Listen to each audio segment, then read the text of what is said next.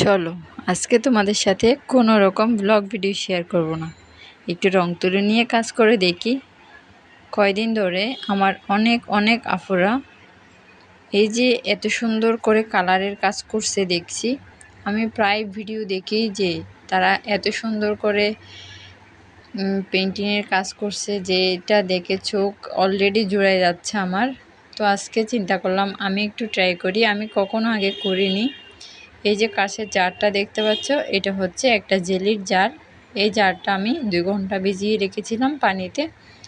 এতে করে যেই উপরের কাগজটা ছিল সেটা খুব সুন্দর উঠে গেছে। এরপরে দেখো একটা পাপ নিয়েছি, ওই পাপড়া দিয়ে আমি আগেও কাজ করেছি, তাই আগের রঙটা ওঠানো হয়নি বলে আমি যখন সাদা রঙটা করছিলাম তখন ওর মধ্যে সবুজ রঙটা বেজে যাচ্ছিল।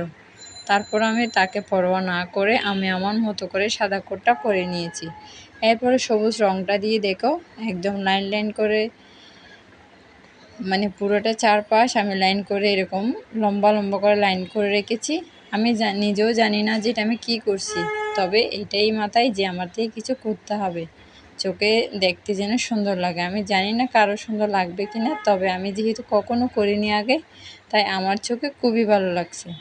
নিজের কাজকে নিজে কখনো প্রশংসা করতে নেই, তবে আমি করছি। তো যাই হোক, তোমরা অবশ্যই বলবে কেমন হলো। আর এরপরের ভিডিও চেষ্টা করব কোনো একটা এরকম ভিডিও নেওয়ার জন্য, কারণ আমার বিশ্বাস করো খুবই ভালো লাগে রং তুলির কাজ করতে। আমি পারি আর না পারি, তবে আমার অনেক আপুদের ভিডিও দেখি আমার খুব ভালো লাগে, তখন ইচ্ছে করে আমি নিজেও করব। তাই আজকে ফাইনালি রং তুলি নিয়ে বসে গিয়েছি। ভাবলাম যে সুন্দর হোক বা না হোক আমি একটু করে দেখি।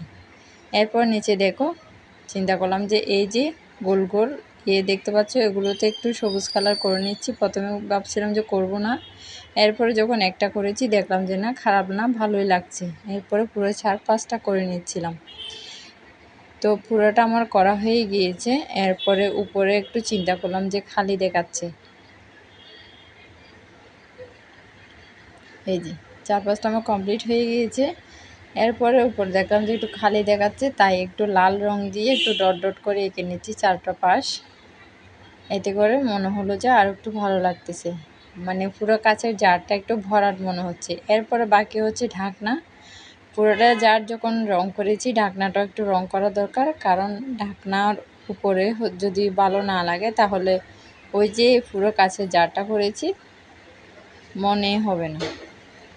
তো কাছে জারের উপরে কি করব চিন্তা করতে ভাবলাম যে না, একটু ছোট করে ফুল এঁকে দেখি কেমন হয়।